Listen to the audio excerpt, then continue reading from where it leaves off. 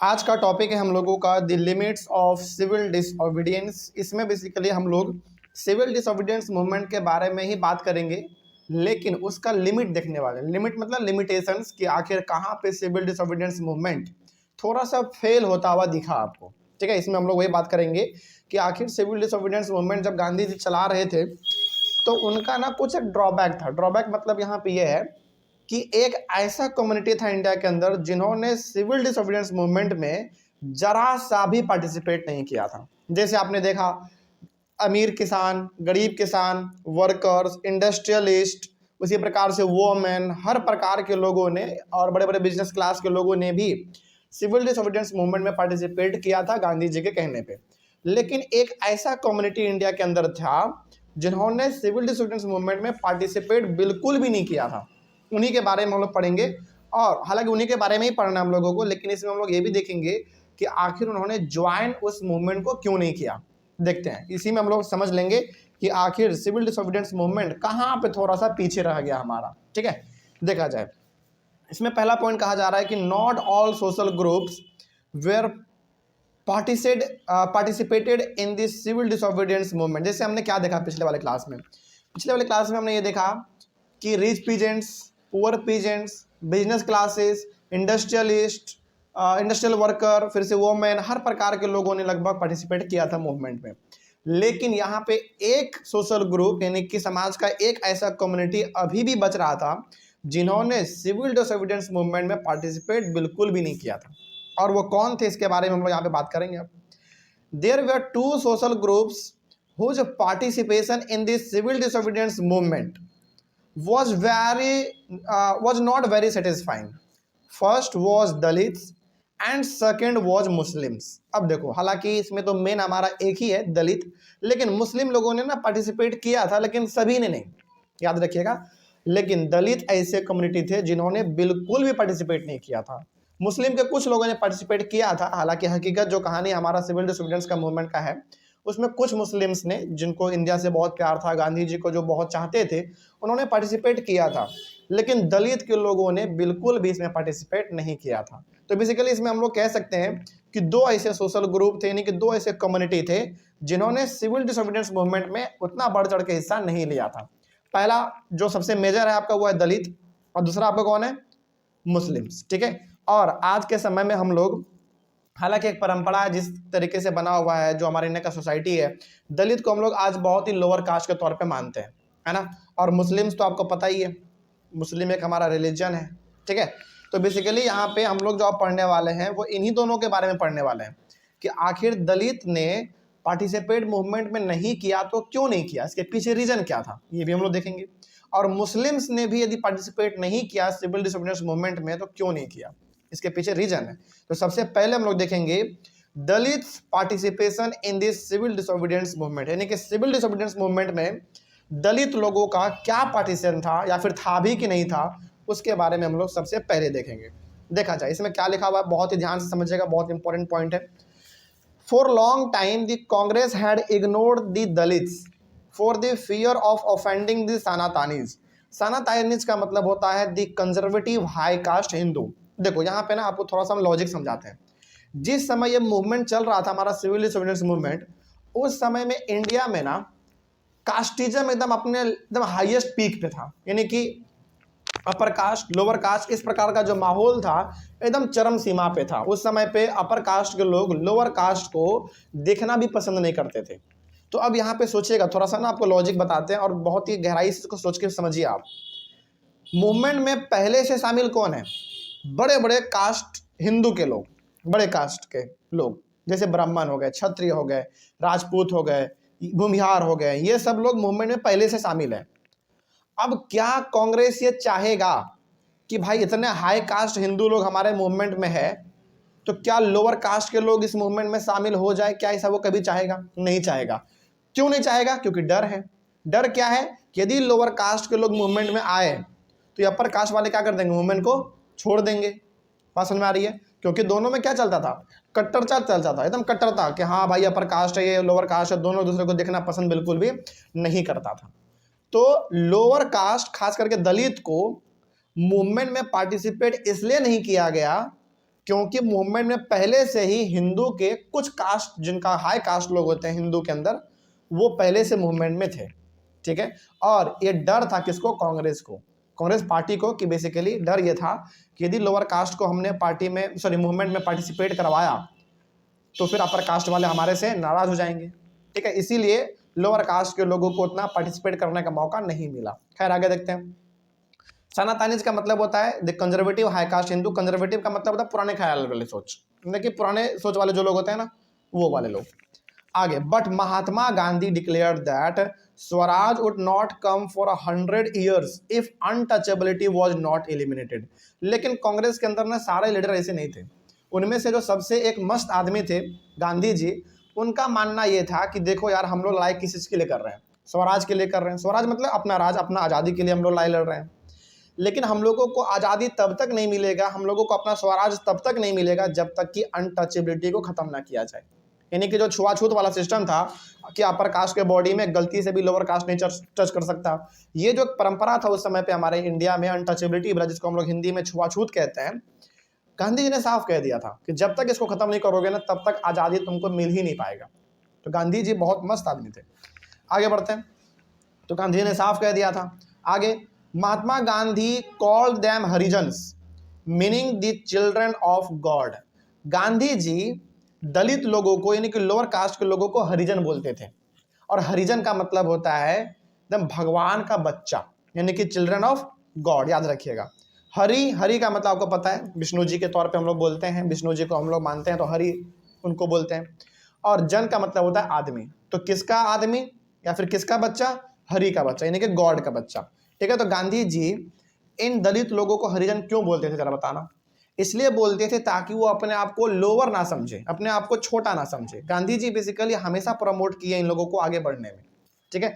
आगे, he also organized Satyagraha to secure their entry into temples and access to public wells, tanks, roads and schools। सोचो उस समय पे हमारे India में कास्टिज्म इतने अपने हाई पीक पे था कि मंदिरों में लोअर कास्ट के लोगों को, लोअर कास्ट मतलब दलित आप समझ लीजिएगा, ठीक है, दलित को इंटर करने का भी मौका नहीं था। यानी कि वो लोग अपने भगवान को पूजा भी नहीं कर सकते थे मंदिर में जाके। पब्लिक वेल, यानी कि जो कुआं होता है उससे पानी भी वो नहीं भर सकते थे। जिस कुआं पे अपर कास्ट के लोग पानी भर रहे हैं, सेम कुआं में ये लोग पानी नहीं भर सकते थे। टैंक का भी इस्तेमाल नहीं कर सकते थे, टंकी वाला पानी। रोड का भी इस्तेमाल नहीं कर सकते थे। सोचो, रोड भी दोनों के लिए अलग अलग है। स्कूल तो बिल्कुल अलग था भाई हमारा, ठीक है। तो ये सब चीज़ दलित को भी मिल सके, वहाँ पे दलित लोगों को भी एंट्री मिल सके मंदिरों में, पब्लिक वेल में वो इस्तेमाल कर सके, स्कूल जा सके, इसके लिए गांधी जी ने सत्याग्रह मूवमेंट भी चलाया था। यानी कि इनको हर जगह पर बराबर हिस्सा मिले, गांधी जी ने इनके लिए काम भी किया था, ठीक है।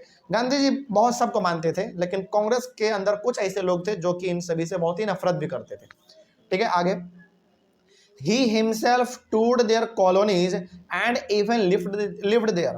गांधी जी इन लोगों के कॉलोनी में जाते थे, यानी कि इन लोगों के गली मोहल्ले में जाते थे, और वहाँ पे गांधी जी खुद रहते भी थे, ताकि लोगों को ये मैसेज दे दिया जाए, upper caste plus lower caste सभी को ये मैसेज दे दिया जाए कि कास्टिज्म को छोड़ो।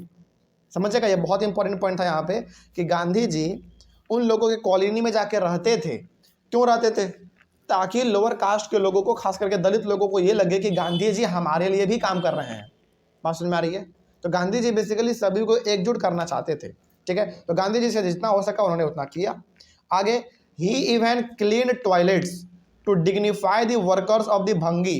भंगी का मतलब होता है स्वीपर्स, जो झाड़ू लगाते हैं ना, ये सब जो काम होते हैं ना, उस समय पर जो काम होते थे, झाड़ू लगाना, पोछा लगाना या फिर टॉयलेट को साफ करना, ये उस समय पे काम बेसिकली किनको करने को मिलता था? दलित लोगों को, लोअर कास्ट के लोगों को मिलता था।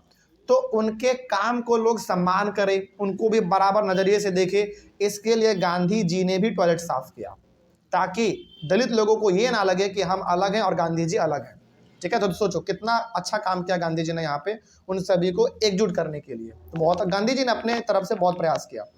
आगे, he persuaded upper caste to change their heart and give up the sin of untouchability. यानी कि गांधी जी समय समय पर अपर कास्ट के लोगों को समझाते भी रहते थे कि ये जो आपके अंदर में, आपके दिल में अनटचेबिलिटी को लेकर जो एक पूरा धारणा बन गया है ना, देखो यहाँ पे एक बड़ा ही मस्त स्टेटमेंट लिखा है द सिन ऑफ अनटचेबिलिटी। इसका मतलब होता है कि आपके दिल के अंदर जो एक गलत भावना फैल गया है छुआछूत को लेकर, उसको ख़त्म किया जाए, बिल्कुल ख़त्म किया जाए। और ये गांधी जी समय समय पर अपर कास्ट के लोगों को समझाते भी रहते थे। ठीक है, चलिए आगे बढ़ते हैं। But many Dalit leaders demanded reserved seats in educational institutions and a separate electorate that would choose Dalit members for legislative councils.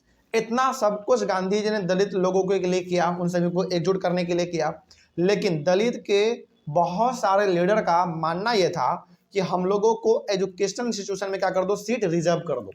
जैसे आज भी आप देखते हैं, आज भी आप कॉलेज में एडमिशन लो, पहले से ही वहाँ पे कुछ ऐसे सीट्स होते हैं कॉलेज में जो कि लोअर कास्ट के लिए रिजर्व रहता है।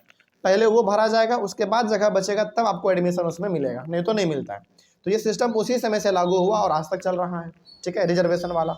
देखो यहाँ पे दलित लोग एजुकेशनल इंस्टीट्यूशन में, यानी कि स्कूल में, कॉलेज में, यूनिवर्सिटी में, ये लोग रिजर्वेशन क्यों मांग रहे थे बताओ? क्योंकि सबसे बड़ा बात तो यहाँ पे ये था कि इन लोगों को स्कूल में पढ़ने का मौका ही नहीं देते थे अपर कास्ट के लोग। तो इनका सबसे पहला डिमांड क्या होगा? सबसे पहला डिमांड इनका ये था कि हमको पढ़ने का भी मौका दिया जाए, इसके लिए हमारा सीट क्या कर दो, रिजर्व कर दो, कि हाँ ये इतना 100 में से 25 सीट ये रिजर्व है, तो केवल दलित के बच्चे ही पढ़ेंगे, बाकी जो 75 बच गया उसमें कोई भी पढ़ सकता है।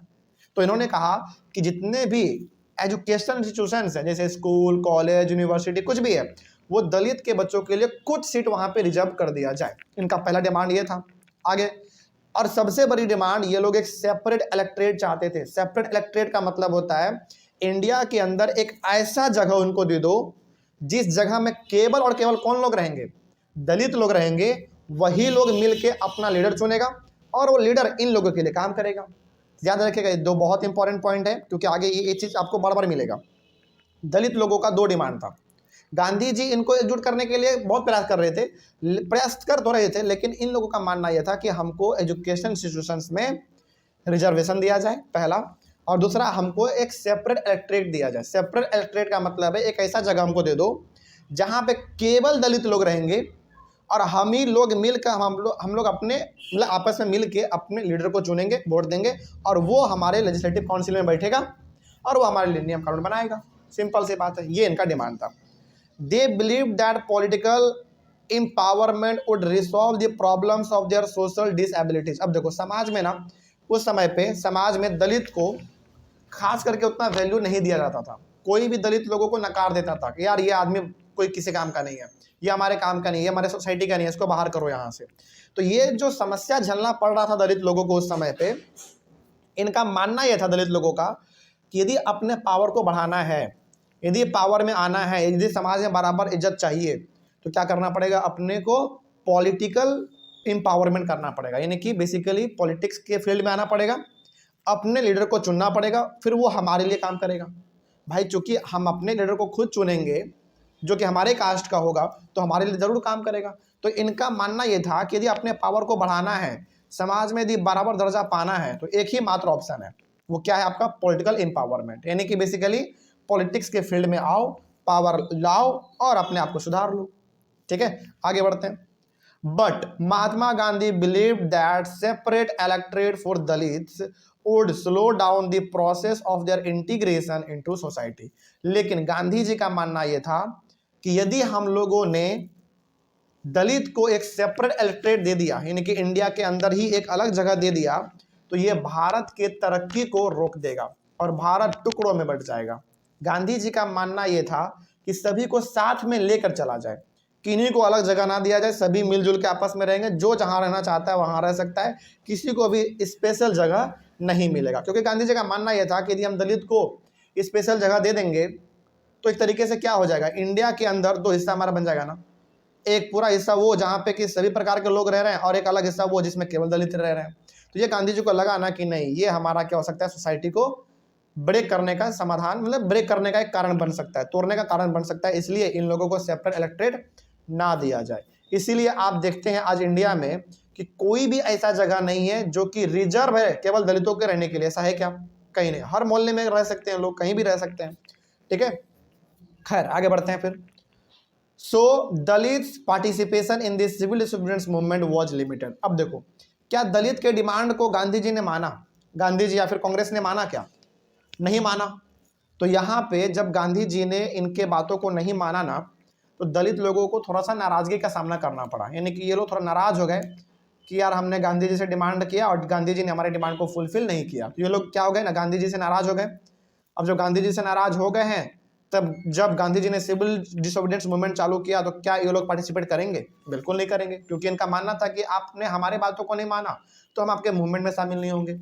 इसलिए दलित लोगों ने सिविल डिसोबीडियंस मूवमेंट में बहुत ही कम पार्टिसिपेट किया था, मतलब ना के बराबर, ठीक है, क्योंकि उनके बातों को नहीं माना गया था। कोई डाउट नहीं ना इसमें। चलिए आगे बढ़ते हैं। अब दलित लीड जो बेसिकली हमारे दलित लोग थे उस समय पे, उनका ना एक बहुत ही महान लीडर था। उनका नाम था डॉक्टर भीमराव अंबेडकर, और इनको कभी कभी हम लोग प्यार से बाबा साहब अंबेडकर के नाम से भी जानते हैं, ठीक है। चलिए अब इनके बारे में भी थोड़ा सा देख लिया जाए, क्योंकि कई बार एग्जाम में सीबीएसई ने पूछा है कि आप डॉक्टर भीमराव अंबेडकर का रोल बताओ, कि आखिर उन्होंने क्या रोल प्ले किया दलित लोगों को ऊपर उठाने में, यानी कि उनको समाज में बराबर दर्जा दिलाने के लिए डॉक्टर भीमराव अंबेडकर ने क्या रोल प्ले किया, उन्होंने क्या ऐसा किया। जरा देखते हैं क्या लिखा हुआ है। अच्छा, यहाँ पे ना एक बात हम आपको दोबारा बता देते हैं। दलित बोले, लोअर कास्ट बोले या डिप्रेस्ड क्लास बोले, तीनों का मतलब सेम समझिएगा आप, ठीक है। दलित के जगह पे आप और क्या वर्ड इस्तेमाल कर सकते हैं? Depressed class. डिप्रेस्ड क्लास का मतलब है कि वैसे क्लास के लोग, यानी कि वैसे कम्युनिटी के लोग जिनको पहले क्या समझा जाता था? डिप्रेस, यानी कि दबा हुआ, कमजोर, बहुत ही नीचे समझा जाता था। तो आप दलित बोलो या डिप्रेस्ड क्लास बोलो, दोनों का मतलब आपको सेम समझना है। ये हमने आपको पहले इसलिए बता दिया क्योंकि इसमें हम लोग कई बार वो वर्ड इस्तेमाल करने वाले हैं।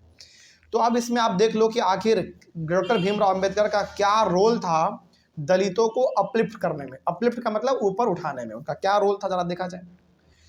इन 1930 doctor Bhimrao Ambedkar formed depressed classes association. Doctor Bhimrao Ambedkar ji ने 1930 में एक एसोसिएशन बनाया था, यानी कि एक ग्रुप अपना बनाया था, संगठन बनाया था। उसका नाम उन्होंने रखा था डिप्रेस्ड क्लासेस एसोसिएशन। अब चूंकि हमने आपको तुरंत बताया अभी कि डिप्रेस्ड क्लासेस बोले या दलित बोले, दोनों का मतलब आपको सेम समझना है। तो बताइए, इस एसोसिएशन में, यानी कि इस ऑर्गेनाइजेशन में अधिकतर कौन लोग होंगे? दलित लोग ही होंगे, क्योंकि उन्होंने उन्हीं के लिए बनाया था, ठीक है। आगे तो ये डेट याद रखिएगा कि depressed classes association doctor Bhimrao Ambedkar ji ने कब बनाया था? तो 1930 में बनाया था। आगे, he organized Dalits into depressed classes association to make them politically stronger. तो डॉक्टर भीमराव अंबेडकर ने ये कोशिश किया कि जितने भी दलित लोग हैं उन सभी को इस एसोसिएशन से जोड़ दिया जाए, यानी कि इस वाले एसोसिएशन से, डिप्रेस्ड क्लासेस एसोसिएशन से जोड़ दिया जाए, ताकि ये लोग क्या हो जाए, एकजुट हो जाए और इन सब को इकट्ठे किया जा सके, पॉलिटिकली स्ट्रॉन्ग किया जा सके, यानी कि इनके इज्जत का, इनके मान सम्मान का भी सोसाइटी में बराबर वैल्यू हो। ये सब चीज़ मतलब दिलवाने के लिए डॉक्टर भीमराव अंबेडकर जी ने इन सभी लोगों को, दलित को खास करके, इस एसोसिएशन में शामिल कर दिया। समझिएगा, बहुत इंपॉर्टेंट है ये वाला पॉइंट। और दलित लोग इस एसोसिएशन में इसलिए भी जुड़ गए क्योंकि ये वाला एसोसिएशन इन्हीं लोगों के लिए बना हुआ था, ठीक है। आगे, he was nominated for the second round table conference. याद कीजिए, हमने आपको पिछले वाले क्लास में एक बात बताया था कि जब सेकेंड राउंड टेबल कॉन्फ्रेंस हुआ तो वहां पे गांधी जी तो पहुंचे ही थे लंदन में, एक आदमी और कौन पहुंचा था, हमने आपको बताया था याद रखने के लिए नाम, डॉक्टर भीमराव अंबेडकर। पिछले वाले क्लास को यदि आप याद करेंगे या फिर याद नहीं भी है तो आप यहाँ पे याद रखिए कि पहला राउंड टेबल कॉन्फ्रेंस जो कांग्रेस को मिला था ऑफर, एक तरीके से लॉर्ड इरविन ने जो दिया था, वो तो उन्होंने ठुकरा दिया था, है ना। लेकिन सेकेंड राउंड टेबल कॉन्फ्रेंस जब हुआ तो गांधी जी तो वहां पे थे ही लंदन में, उनको तो बुलाया ही गया था। एक और आदमी को बुलाया गया था, अंग्रेजों ने बुलाया था। वो आदमी कौन थे? हमारे डॉक्टर भीमराव अंबेडकर। अच्छा, अब आपके मन में सवाल होगा कि सर गांधी जी को बुलाया सेकेंड राउंड टेबल कॉन्फ्रेंस में, समझ में आता है क्योंकि वो बहुत आदमी थे बड़े, उन्होंने बहुत मूवमेंट लॉन्च किया था, उनको बुलाया, चलो मानता है, मतलब मानते हैं कि हाँ उनको बुलाया तो ठीक था। लेकिन डॉक्टर भीमराव अंबेडकर को क्यों बुलाया? ऐसा क्या खास था इस आदमी में? देखो बताते हैं। हालांकि इस चैप्टर में भीमराव अंबेडकर जी के बारे में बहुत कम बात हुआ है, लेकिन उनके बारे में ना थोड़ा सा हम आपको बताना चाहते हैं। गांधी जी के बारे में तो हमने आपको बहुत बताया, थोड़ा सा इनके बारे में भी जानो। आप खुद सोचो कि लंदन यदि सेकेंड राउंड टेबल कॉन्फ्रेंस में अंग्रेज बुला रहा है गांधी जी को, तो उनके साथ साथ डॉक्टर भीमराव अंबेडकर को भी क्यों बुलाया गया, क्योंकि बहुत इंपॉर्टेंट पर्सन थे उस समय पे। बताते हैं पहला बात क्यों। पहला रीजन ये है बुलाने का कि डॉक्टर भीमराव अंबेडकर जितना पढ़े लिखे थे ना, जितना इनके पास नॉलेज था, शायद ही किसी अंग्रेज के पास इतना नॉलेज था। बहुत पढ़े लिखे आदमी, 3-4 फील्ड में तो इनके पास पीएचडी किया हुआ है। तो पहला तो नॉलेजवर इंसान थे, पहला बात। दूसरा बात, इनको पॉलिटिक्स का बहुत अच्छा खासा नॉलेज था डॉक्टर भीमराव अंबेडकर को। और तीसरा सबसे बड़ा बात कि उस समय पर जो दलित लोग थे ना, उनका एक ही डिमांड था, मतलब 2 डिमांड था, एजुकेशनल इंस्टीट्यूशन में रिजर्वेशन और सेपरेट इलेक्ट्रेट। तो ये जो मामला है ना, धीरे धीरे गंभीर होता चला जा रहा था। और ये मामला किसके पास पहुंच गया? अंग्रेजों के पास पहुंच गया। अंग्रेजों को जब पता चला कि आखिर दलित का ये कौन लीडर है जो इतना मूवमेंट कर रहा है, दलितों को एकजुट कर रहा है, तब उनको पता चला कि इनके बारे में, डॉक्टर भीमराव अंबेडकर के बारे में। तब उन्होंने कॉल किया, कॉल मतलब चिट्ठी लिखा, गांधी जी के साथ साथ डॉक्टर भीमराव अंबेडकर को भी आना है। जरा आप खुद सोचो, जरा लॉजिक आप यहाँ पे लगाओ कि इतना बड़ा अंग्रेज का आदमी हो के डॉक्टर भीमराव अंबेडकर को बुलाएगा क्यों? पहला बात तो नॉलेज बहुत था इनके पास, पॉलिटिक्स का इसके पास बहुत अच्छा समझ था इनको, और दलित का सबसे बड़े लीडर हमारे यही थे, तो इनको भी बुलाना कंपलसरी था। तो सेकेंड राउंड टेबल कॉन्फ्रेंस में गांधी जी के साथ साथ कौन थे? डॉक्टर भीमराव अंबेडकर भी थे। हालांकि 2-3 आदमी और थे इंडिया के बड़े बड़े लीडर, लेकिन आपको इतना ही जानना काफी है। ठीक है, आगे बढ़ते हैं। In that round table conference he clashed with Mahatma Gandhi by demanding separate electorate for Dalits. अब देखो, चूंकि सेकेंड राउंड टेबल कॉन्फ्रेंस हो रहा है, सामने सामने, मतलब कि राउंड के टेबल के चारों तरफ ब्रिटिशर्स बैठे हुए हैं, गांधी जी बैठे हुए हैं, डॉक्टर भीमराव अंबेडकर बैठे हुए हैं। तो अंग्रेजों ने वहां पे डॉक्टर भीमराव अंबेडकर का आइडिया पूछा कि आपका क्या विचार है, आपको क्या चाहिए। तो यहाँ पे डॉक्टर भीमराव अंबेडकर ने क्या कहा कि हमको हजूर 2 ही चीज़ चाहिए, एक एजुकेशनल इंस्टीट्यूशन में हमको रिजर्वेशन दे दीजिए, पहला, और दूसरा हमको क्या कर दो, बताओ दूसरा क्या था?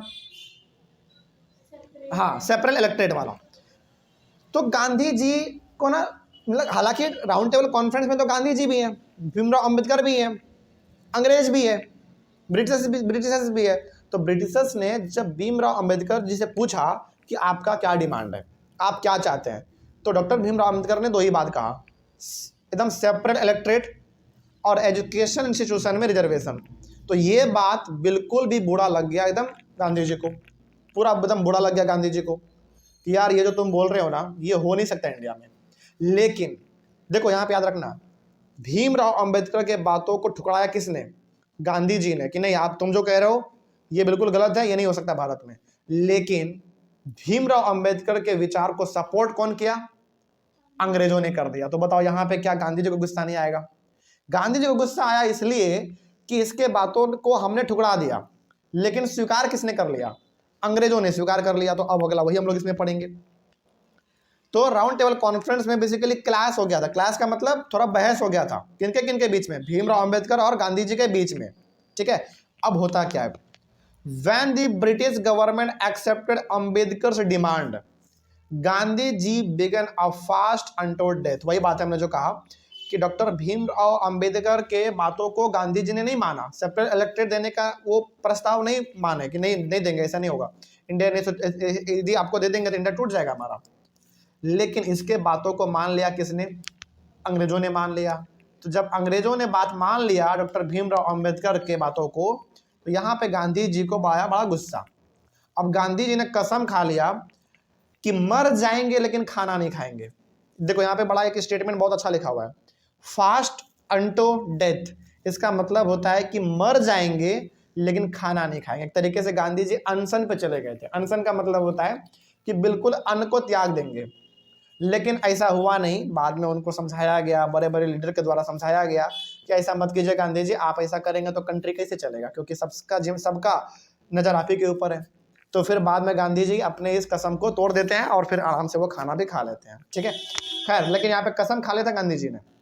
हालांकि आपको यहाँ पे ना क्लास 10th में जो हिस्ट्री आपका है बहुत कम बताया गया है गांधी जी के बारे में और डॉक्टर भीमराव अंबेडकर के बारे में।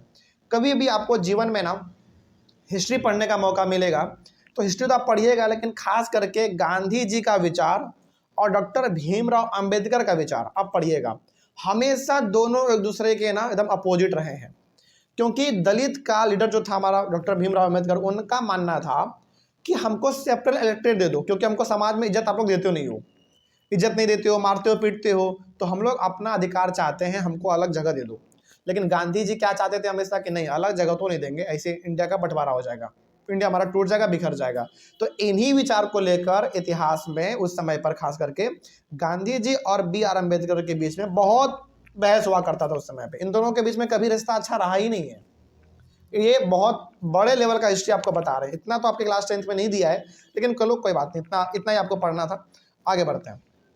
तो गांधी जी का जो एक सर दर्द था ना, याद रखिएगा, गांधी जी का एक तरीके से सर दर्द था कौन? भीमराव अम्बेडकर। गांधी जी बोलते थे कि ये होना चाहिए, भीमराव अम्बेडकर बोलते थे ना, ये बिल्कुल नहीं होना चाहिए।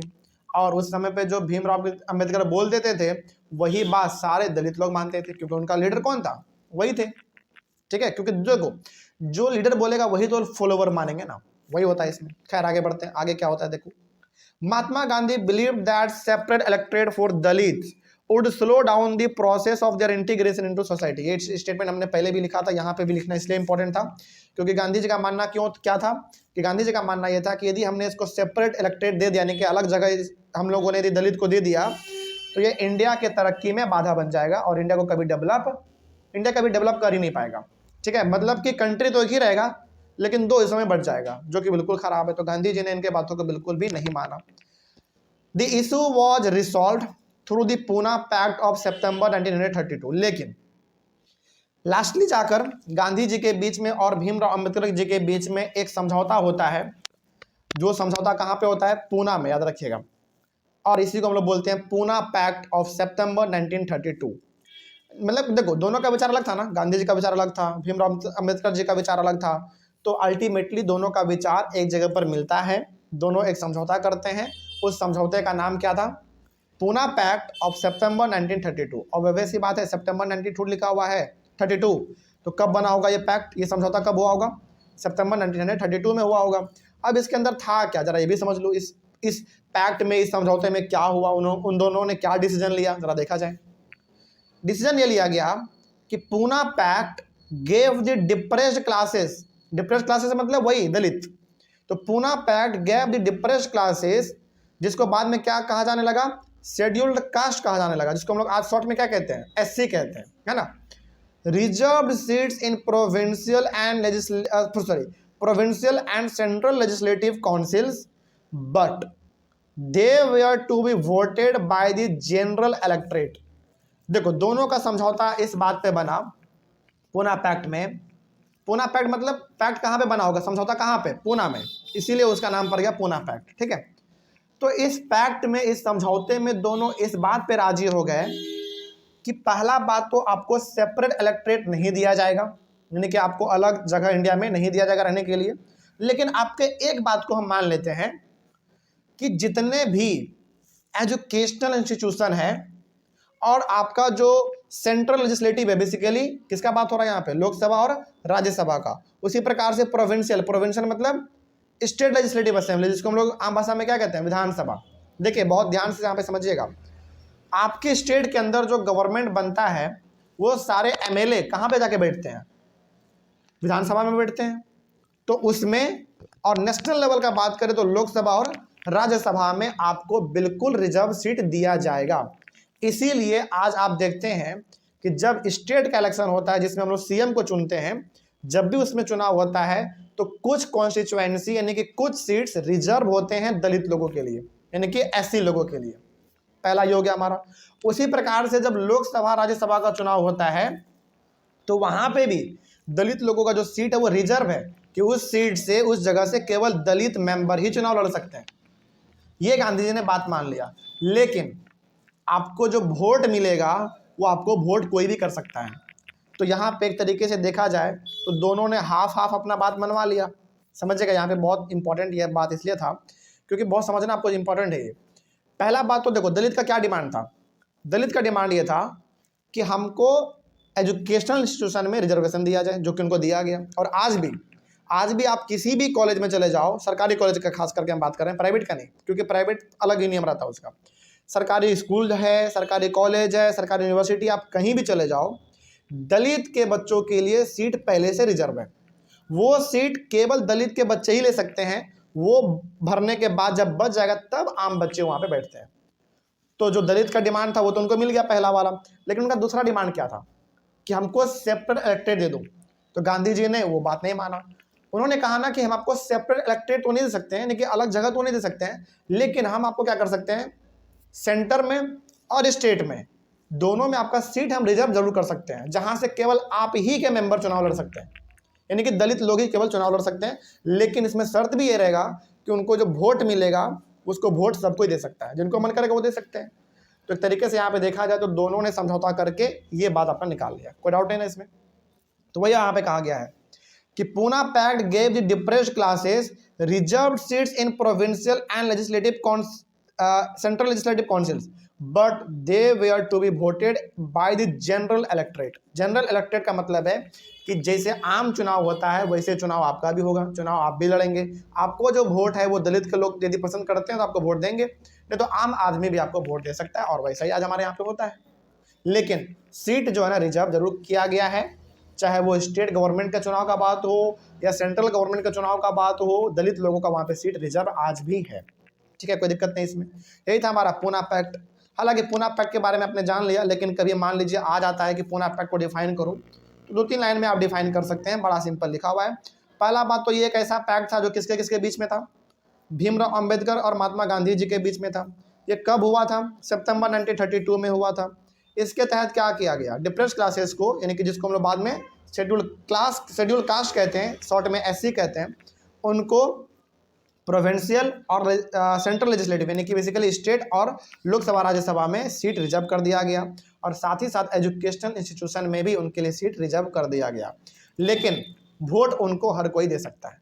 ठीक है, इस तरीके से यही था हमारा पूना पैक्ट। तो जब भी आ जाए एग्जाम में तो आप इस तरीके से लिख लीजिएगा। ये तो हमारा बात हुआ किसका, दलित का, पूरा दलित का बात हमने कर लिया।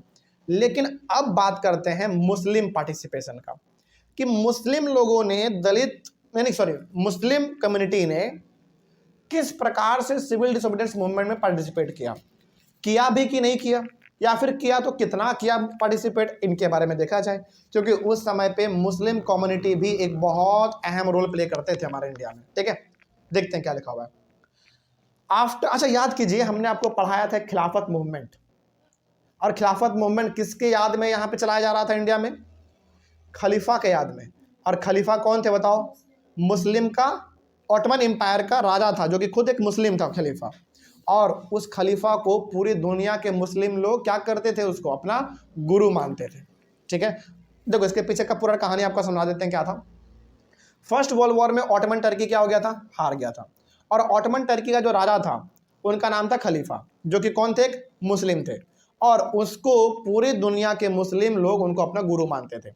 और फर्स्ट वर्ल्ड वॉर चूंकि ऑटोमन टर्की हार गया था, तो नियम के अनुसार क्या होना था, खलीफा का सारा पावर छीन लिया जाता, उनके सारे धन संपत्ति को लूट लिया जाता, किनके द्वारा, जिन्होंने जीता था फर्स्ट वर्ल्ड वॉर। तो उनके पावर को ना छीना जाए, उनको बरकरार रखा जाए, उनको राजा बरकरार रहने दिया जाए ऑटोमन टर्की का।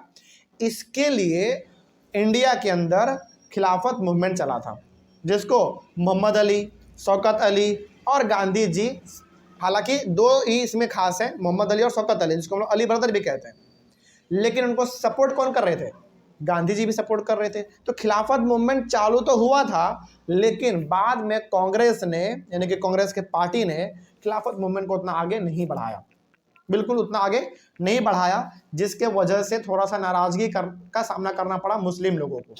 मुस्लिम लोगों को ये लगा कि यार एक ही तो मूवमेंट हमने चालू किया था, खिलाफत मूवमेंट, ये भी सपोर्ट नहीं किया कांग्रेस ने, वापस एकदम बंद कर दिया, पूरा साथ ही नहीं दिया। तो यहाँ पे थोड़ा सा मुस्लिम लोगों को भी उस समय पे, मुस्लिम कम्युनिटी के लोगों को नाराजगी सहना पड़ा था, क्योंकि कांग्रेस ने खिलाफत मूवमेंट को आगे नहीं बढ़ाया, बल्कि उन्होंने केवल अपने मूवमेंट पे ध्यान दिया। रॉलेट सत्याग्रह हो, उसके बाद फिर आपका नॉन कॉपरेशन हो, सिविल डिसोबीडियंस मूवमेंट हो, केवल कांग्रेस ने अपने मूवमेंट को ध्यान दिया, खिलाफत मूवमेंट पर उतना ध्यान नहीं दिया था। अब जरा देखते हैं क्या लिखा हुआ है। After the decline of the non cooperation खिलाफत मूवमेंट, बेसिकली खिलाफत मूवमेंट यहाँ पे बात हो रहा है, a large section of Muslims felt alienated from the Congress. हमने वही बात कहा कि खिलाफत मूवमेंट चालू तो हुआ था, गांधी जी के सपोर्ट से अली ब्रदर यानी कि मोहम्मद अली और शौकत अली ने चालू तो किया था, लोगों को इकट्ठा भी किया गया, मूवमेंट भी किया गया, लेकिन बड़े लेवल पर उसको उतना नहीं लेकर जाया गया और बाद में खिलाफत मूवमेंट को क्या कर दिया गया, खत्म कर दिया गया। यानी कि उसको जब साथ ही नहीं मिला, उतना प्रमोट ही नहीं किया गया, तो वो बंद हो गया। अब जब खिलाफत मूवमेंट बंद हो गया तो इंडिया के अंदर जो मुस्लिम लोग रहते थे उन सभी को ना थोड़ा सा कांग्रेस से नफरत हो गया। नफरत इसलिए हो गया कि क्या यार, हमने अपने गुरु के पावर को बचाने के लिए इंडिया में मूवमेंट चालू किया और हमने आपसे सपोर्ट मांगा, आपने सपोर्ट दिया नहीं, कुछ नहीं किया आपने। इसीलिए उस समय पे मुस्लिम लोगों को खास करके कांग्रेस से धीरे धीरे नफरत हो रहा था और वो लोग कांग्रेस से दूर भाग रहे थे। और यही रीजन था कि उस समय पे कांग्रेस जो भी मूवमेंट चालू करते थे उसमें मुस्लिम का पार्टिसिपेशन बहुत ही कम देखने को मिलता था। ठीक है, आगे। Hindus formed a group called Hindu Mahasabha. Similarly Muslims formed a group called Muslim league. अब देखो, हिंदू लोगों ने एक अपना अलग ग्रुप बना लिया जिसका नाम क्या रखा गया, हिंदू महासभा। तो मुस्लिम लोगों को थोड़ा सा नाराजगी, वो उसको नाराजगी का सामना और करना पड़ा कि यार ये लोग अपने बारे में केवल सोचता है, अपने मूवमेंट को चलाता है। अब तो इन लोगों ने एक हिंदू महासभा का नाम का एक ग्रुप भी बना लिया। तो देखते देखते इन्होंने भी अपना ग्रुप बना लिया, उसका नाम इन्होंने क्या रखा, मुस्लिम लीग रख लिया। याद रखिएगा, हिंदू लोगों ने जो अपना ग्रुप बनाया उसका नाम इन्होंने हिंदू महासभा रखा। तो अब भाई मुस्लिम चुप क्यों रहे, तो इन्होंने भी अपना ग्रुप बना लिया जिसमें केवल मुस्लिम लोग थे। हिंदू महासभा में केवल हिंदू लोग और मुस्लिम लीग में केवल मुस्लिम लोग। तो दोनों एक दूसरे से क्या कर रहे थे, अब कंपटीशन कर रहे थे कि तुम ग्रुप बनाओगे हम भी ग्रुप बनाएंगे, तुम ये करोगे हम भी ये करेंगे, इस तरीके का। खैर आगे देखते हैं क्या होता है। The relations between the Hindus and the Muslims worsened. धीरे धीरे समय जैसे जैसे बीतता गया, हिंदू और मुस्लिम के बीच का जो रिलेशन था, जो संबंध था, वो बहुत ही खतरनाक होता चला गया। दोनों एक दूसरे को देखना पसंद नहीं करते थे। ठीक है, आगे देखते हैं क्या होता है। Each community organize religious processions with militant fervour, provoking Hindu Muslim communal clashes and riots in various cities. अब दोनों कम्युनिटी, हिंदू भी और मुस्लिम भी, अपना अपना रैली निकालते थे, अपना अपना मूवमेंट चलाते थे। और मूवमेंट इस प्रकार का होता था कि दोनों एक दूसरे को शो करते थे कि मेरा पावर ज़्यादा है तो मेरा पावर ज़्यादा, इस प्रकार का। यहाँ पे एक वर्ड लिखा हुआ है मिलिटेंट फर्वर। इसका मतलब होता है कि ये भी और वो भी इस तरीके से अपना पावर शो करते थे कि दोनों एक दूसरे को दिखाना चाहते थे कि हम भी किसी से कम नहीं है। ठीक है, provoking Hindu Muslim communal clashes. और कई जगह पर तो हिंदू मुस्लिम में लड़ाई झगड़ा भी हुआ, जिसको हम लोग लड़ाई झगड़ा नहीं कह सकते, दंगा हुआ एक तरीके से, बहुत जगह पर हुआ। कई शहर तो तबाह हो गए उस समय पे, एकदम हिंदू मुस्लिम के एकदम झगड़े में। दोनों एक दूसरे का ना कट्टर दुश्मन उस समय पे बन चुका था। आगे, every right dependent the distance between two communities. Depend इसको आप बोलो बेसिकली, जितने भी लड़ाई हुए हिंदू और मुस्लिम में, जितने भी राइट दंगे हुए, मतलब जैसे जैसे दंगा मतलब पूरा फैलता था, जैसे जैसे दंगा बढ़ता चला गया, वैसे वैसे इन दोनों कम्युनिटी का जो बीच में दरार था वो भी बढ़ता चला गया, बिल्कुल चला गया। आगे, in 1927 the Congress and the Muslim League made efforts to form an alliance. 1927 में एक कोशिश किया गया कांग्रेस के तरफ से और मुस्लिम लीग के तरफ से कि यार चलो हम दोनों मिलके एक समझौता कर लेते हैं और कैसे आपस में रहना है, फिर इंडिया को कैसे चलाना है, आपस में मिलजुल के करते हैं काम, यानी कि सब भाई बन जाते हैं इस तरीके से। लेकिन बात बना नहीं। दोनों ने सोचा, कांग्रेस ने भी सोचा, मुस्लिम लीग ने भी सोचा कि चलो समझौता करते हैं और दोनों आपस में मिल जाते हैं और इंडिया को अलग तरीके से चलाएंगे, अपना आराम से अपना चलेंगे। लेकिन ऐसा बात बिल्कुल भी नहीं माना। But Mohammad Ali Jinnah, one of the leaders of the Muslim League, demanded a separate electorate for the Muslims. अब यहाँ पे होता क्या है, मुस्लिम लीग का, देखो कांग्रेस का सबसे बड़ा लीडर कौन, महात्मा गांधी, और मुस्लिम लीग का सबसे बड़ा लीडर कौन, मोहम्मद अली जिन्ना। ये मोहम्मद अली जिन्ना वही आदमी है जिन्होंने इंडिया और पाकिस्तान का बंटवारा करवा दिया। गांधी जी तो हमेशा चाहते थे कि सब मिलजुल के रहे, लेकिन इन्होंने, मुस्लिम लीग का ये लीडर थे, बहुत बड़े लीडर थे मोहम्मद अली जिन्ना, इन्होंने बहुत लंबे समय तक डिमांड किया।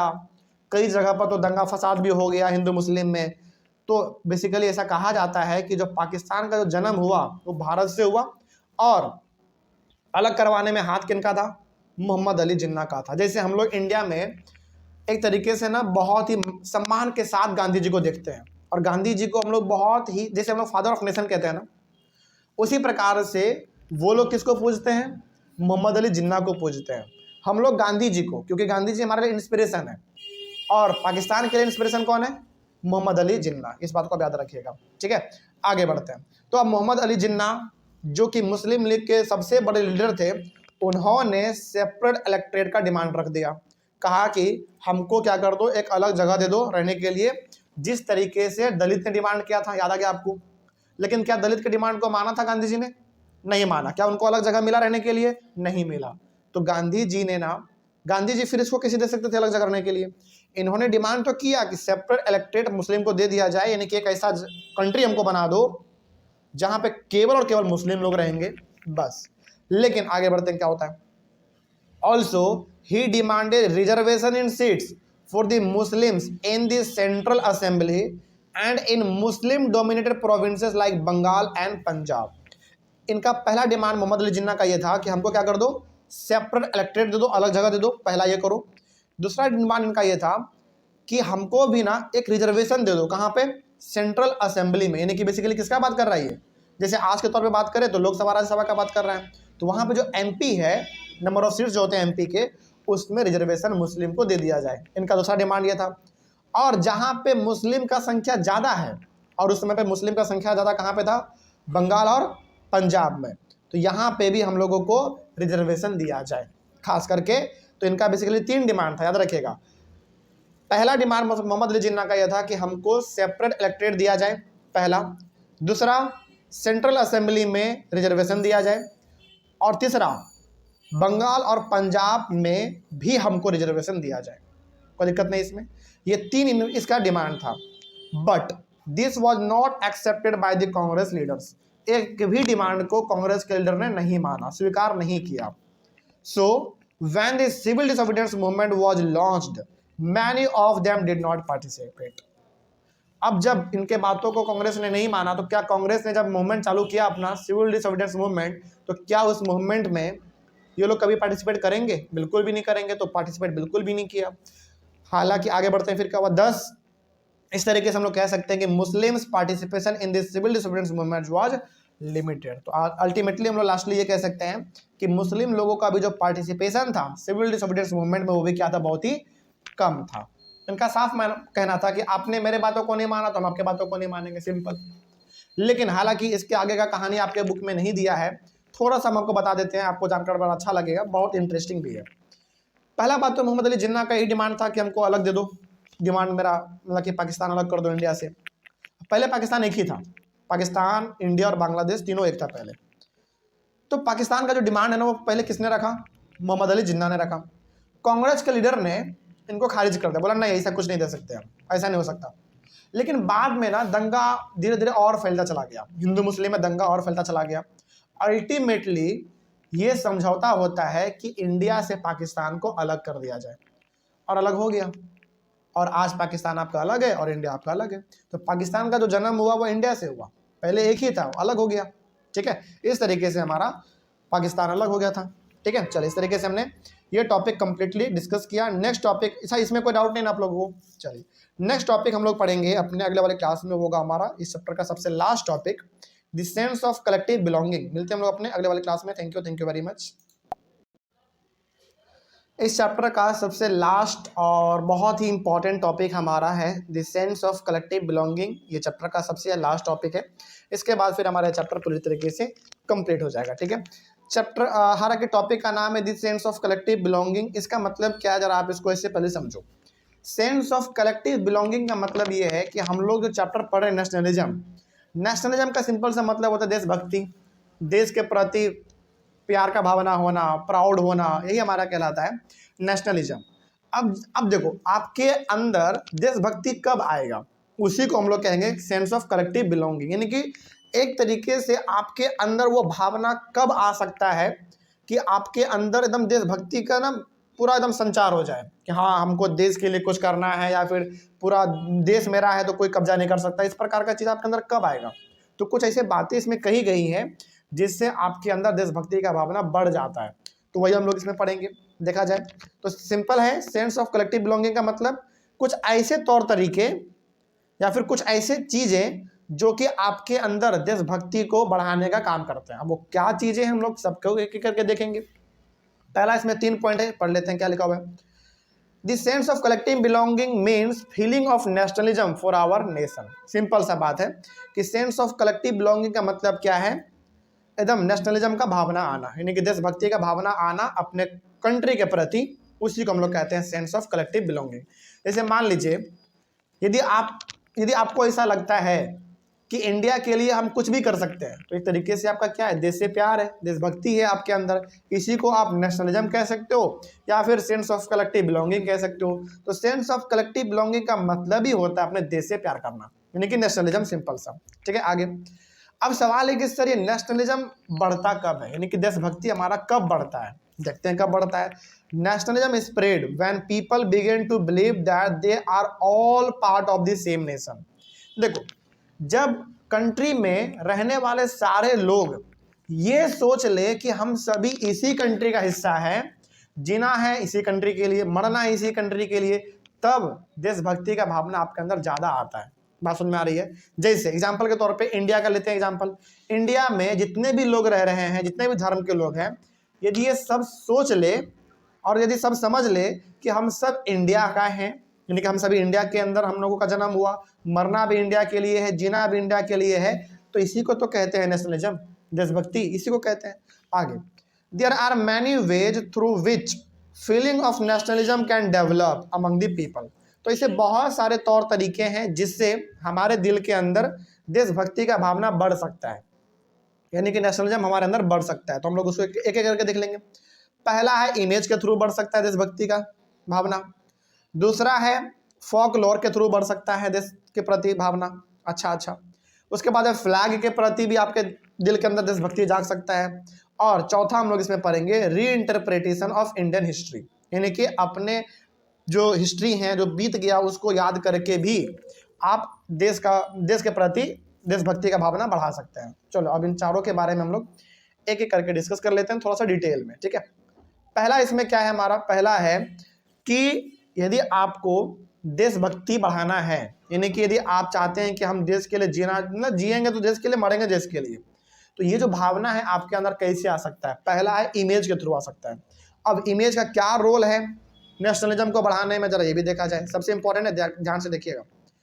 Images played an important role in developing the feeling of nationalism among the people, यानी कि इमेजेस जो होते हैं ना, जो तस्वीर होते हैं, ये एक बहुत अच्छा रोल प्ले करता है किसी भी इंसान के अंदर नेशनलिज्म के भावना को बढ़ाने में। अब कैसे होता है इमेज, कैसे रोल प्ले करता है, जरा इसके बारे में देखा जाए। In 20th century the identity of India was the image of Bharat Mata. देखो, आज हम लोग, जैसे मान लीजिए, सपोज करो, यदि हम लोग आज इंडिया को जानते हैं, जैसे मान लीजिए कि अमेरिका में कोई मैच हो रहा है और वहाँ पे प्लेयर खेल रहा है और उस प्लेयर के टी शर्ट के आगे ना इंडिया का फ्लैग लगा हुआ है, तो हम लोग इजीली आइडेंटिफाई कर लेते हैं कि अच्छा ये इंडिया का प्लेयर है। यानी कि आज इंडिया का पहचान किसके वजह से हो रहा है बताओ, उसके फ्लैग के वजह से हो रहा है।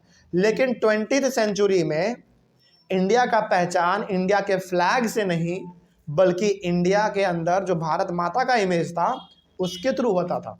ये बहुत इंपॉर्टेंट है, याद रखिएगा कि 20th सेंचुरी में इंडिया का पहचान किसके थ्रू होता था, भारत माता का। भारत माता का इमेज वही हमारा उस समय पे पहचान था। यदि कहीं पर भारत माता का फोटो दिख जाता था तो लोग समझ आते थे कि अच्छा ये आदमी कहाँ का है, भारत का है, इंडिया का है। ठीक है, आगे। The image of Bharat Mata was first created by Bankim Chandra Chattopadhyay. इस नाम को याद रखिएगा कि इंडिया के अंदर भारत माता का सबसे पहला इमेज यदि किसी ने बनाया तो उनका नाम क्या था, बंकिम चंद्र चट्टोपाध्याय। ठीक है, आगे। In the 1870s he wrote Vande Mataram as a rhyme to the motherland. 1870 में ये वंदे मातरम लिखते हैं, जो कि आपको भी पता है क्या है, हमारा एक नेशनल सॉन्ग है।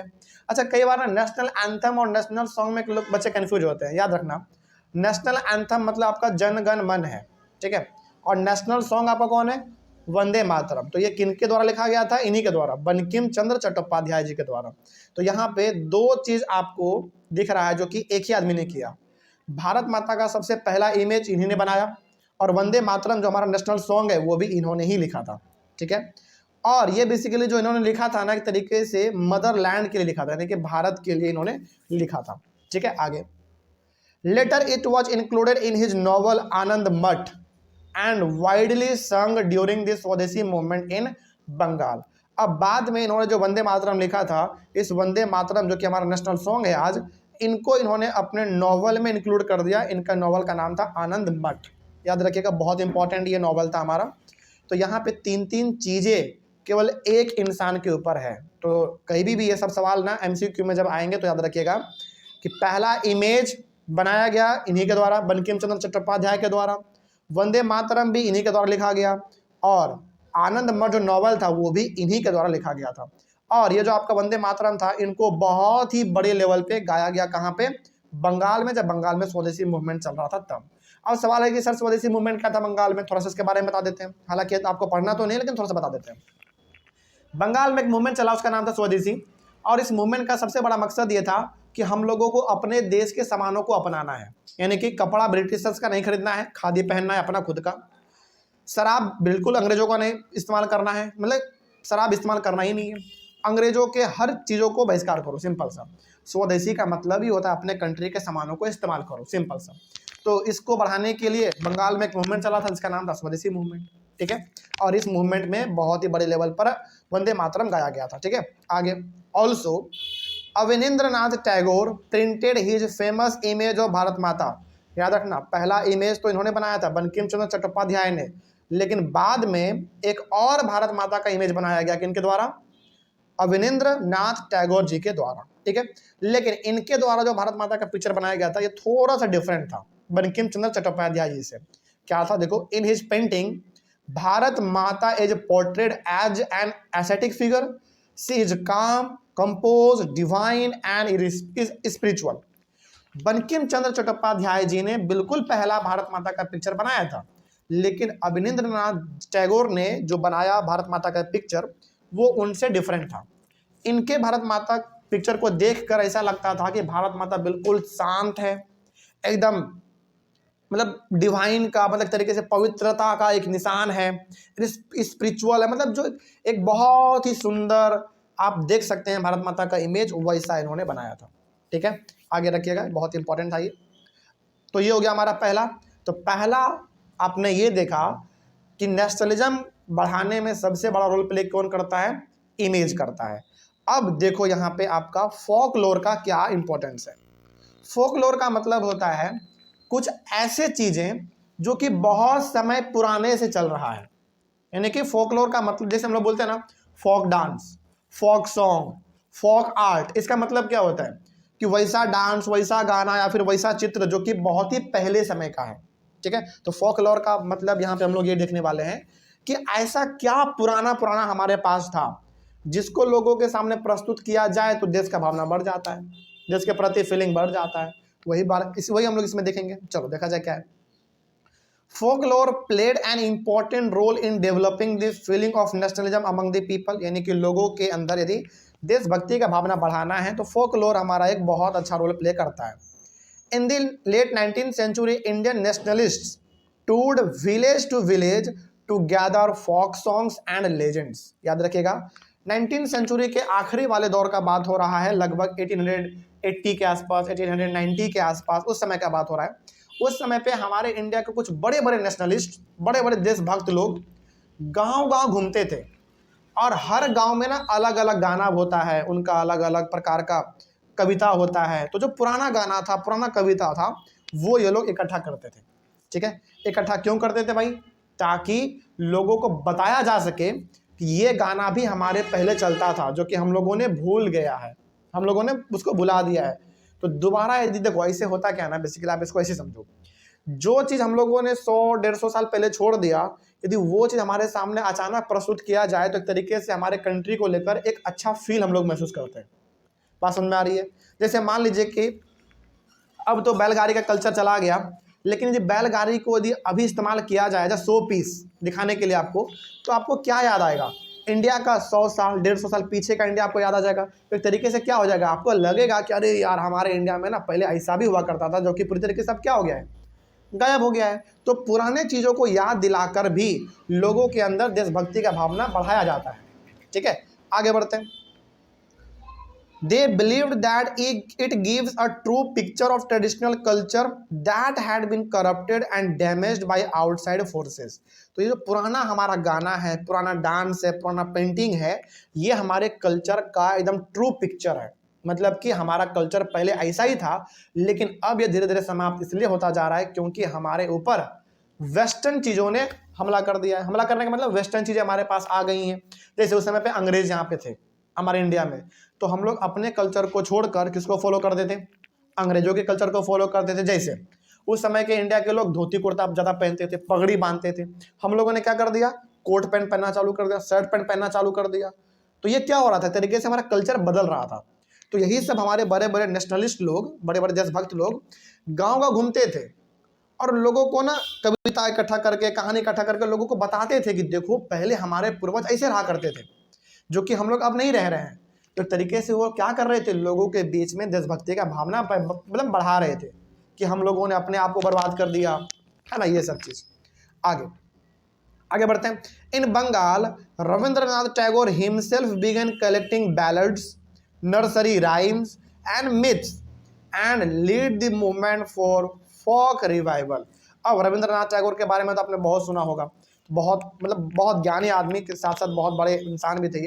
तो रविंद्रनाथ टैगोर खुद गांव गांव घूमते थे। बैलेट्स यानी कि छोटे मोटे कहानी वाले कविता हो गए, कहानी हो गए, छोटे मोटे कविता हो गए, गाने हो गए, नर्सरी राइम्स हो गए, कुछ कहानियाँ हो गए, ये इकट्ठा करते थे। यानी कि बेसिकली पुराने चीज़ों को ये इकट्ठा करते थे ताकि लोगों को बताया जा सके कि हाँ हमारा पहले कल्चर ऐसा था। तभी तो लोगों के अंदर में ना देशभक्ति का भावना आएगा। ठीक है, कि यार पहले हम लोग ऐसे थे, अब हम लोग बदल चुके हैं, जो कि नहीं करना चाहिए था ऐसा, वही चीज़ है। And lead the movement for folk revival, और इन्होंने एक मूवमेंट भी चलाया था किस चीज़ के लिए, कि हमारा जो पुराना कल्चर है उसको जिंदा रखा जाए, उसको पूरी तरीके से नष्ट ना किया जाए। ठीक है, आगे इन मद्रास, मद्रास का बात करते हैं जिसको हम लोग आज चेन्नई के नाम से जानते हैं। In Madras Natesa Sastri published a massive 4 volume collection of Tamil folk tales. इसको उन्होंने नाम रखा था the folklore of southern India. बात करें मद्रास में, तो मद्रास में एक इंसान थे, इनका नाम था नतेशा शास्त्री। इन्होंने तमिल फोक टेल्स का मतलब वैसे कविता, वैसे कहानी जो किस लैंग्वेज में है, तमिल में है।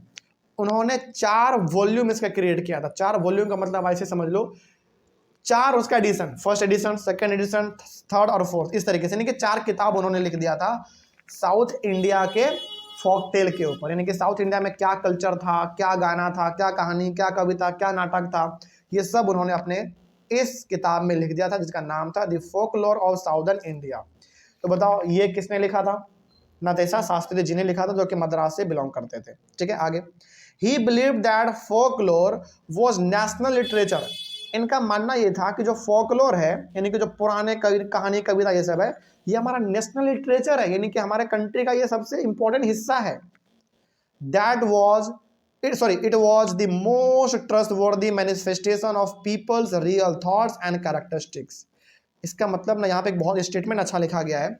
इनका मानना यह था कि इंसान का जो असली चरित्र है, उनका जो असली गुण है, वो तो हमारे फोकलोर में छुपा हुआ है, यानी कि पुराने कल्चर में छुपा हुआ है और उसको कोई मिटा नहीं सकता। ये इनका ऐसा कहने का मतलब था।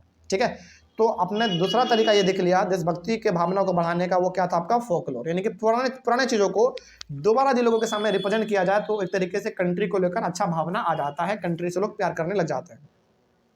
आगे बढ़ते हैं, अगला है थ्रू फ्लैग्स, यानी कि झंडे का इस्तेमाल यदि किया जाए तो भी जाकर लोगों के दिल में नेशनलिज्म का भावना बढ़ाया जा सकता है।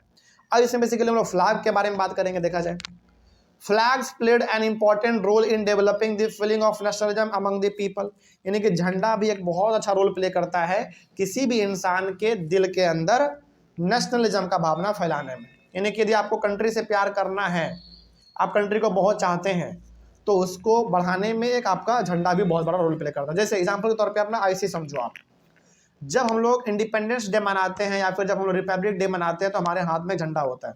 उस दिन हम लोग क्या महसूस करते हैं, बहुत ज़्यादा अपने कंट्री के प्रति मोटिवेटेड फील करते हैं। ऐसा लगता है ना कि यदि कंट्री पर कोई आंच आ जाए तो सबसे पहले हम लड़ने के लिए चले जाएं। तो ये जो आपके अंदर ये भावना आया, इसी को तो कहते हैं देशभक्ति, इसी को तो इंग्लिश में कहते हैं नेशनलिज्म। तो ये झंडे से भी आता है। कैसे आता है जरा देखा जाए। During this swadeshi movement in Bengal, जब बंगाल में स्वदेशी मूवमेंट चल रहा था, अ tricolour flag was designed, और इस तिरंगे में 3 रंग कौन कौन थे याद रखिएगा, रेड, ग्रीन और येलो। तो यहाँ पे पूछा जाएगा कि स्वदेशी मूवमेंट जो चल रहा था बंगाल में, उसमें जो तिरंगा इस्तेमाल किया गया उसमें कौन से 3 रंग, तो रेड, ग्रीन और येलो था। ठीक है, आगे ये इंडिया का पहला झंडा था। आगे, it had 8 lotuses representing 8 provinces of British India and a crescent moon representing Hindus and Muslim. इस झंडे का ना कुछ फीचर्स है।